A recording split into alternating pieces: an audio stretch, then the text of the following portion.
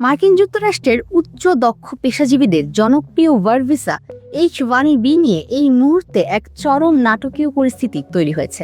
Trump প্রশাসনের বহুল বিতর্কিত $1 লাখ স্পন্সরশিপ ফি নিয়ে আদালত এবং ইমিগ্রেশন বিভাগ বা USCIS এর মধ্যে আইনি লড়াই এখন এক নতুন মোড় নিয়েছে।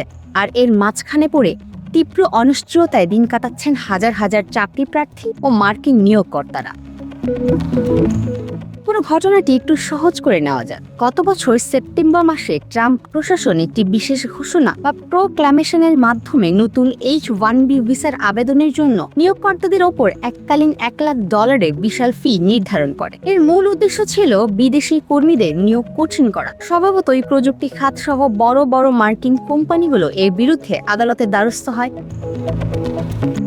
চলতি বছরের 8 জুন বস্টনের একটি ফেডারেল আদালতের বিচারক এই $1 লাখ ফিকে অবৈধ ঘোষণা করে। আদালত স্পষ্ট জানায় যে প্রশাসন কোনো রকম নোটিশ বা জনসাধারণের মতামত না নিয়ে এই ফি চাপিয়েছে, যা আসলে একটি অবৈধ ট্যাক্স বা কর আরোপের সমান। কারণ কর নির্ধারণের একচ্ছত্র ক্ষমতা কেবল মার্কিন কংগ্রেসে রয়েছে। এই রায়ের পর আইটি সেক্টরে স্বস্তির হাওয়া বয়ে গিয়েছিল।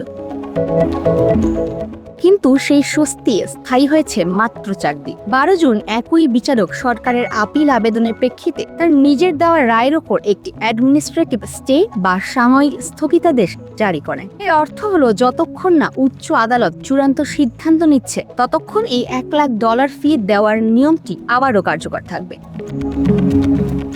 বর্তমান পরিস্থিতি এতটাই জটিল যে USCIS এখন কোম্পানিগুলোর কাছে রিকোয়েস্ট ফর এভিডেন্স বা RFE পাঠাতে শুরু করেছে। তারা কোম্পানিগুলোকে নোটিশ দিয়ে জানাতে চাচ্ছে যে তারা এই $1 লাখ ফি পরিশোধ করেছে কিনা অথবা কেন করেনি।